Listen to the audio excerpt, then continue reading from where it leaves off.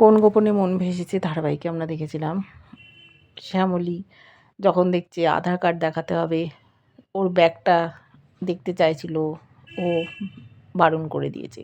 দাদু বলেছে যে তুই একদম চিন্তা করিস না। মোড়লকে বলেছে তুমি যে তোমার বাবার ছেলে প্রমাণ দিতে পারবে? বলো তোমাদের চোখের সামনেই তো বড় হয়েছি, গ্রামে থাকি, যদি কোনো বিপদ আপদ হয় যে কেউ তো তোমার নাতনি সেজে আসতে পারে, আগে তো কখনো দেখোনি। শ্যামলীও খুব বিপদে পড়েছে, ওর চোখে জল।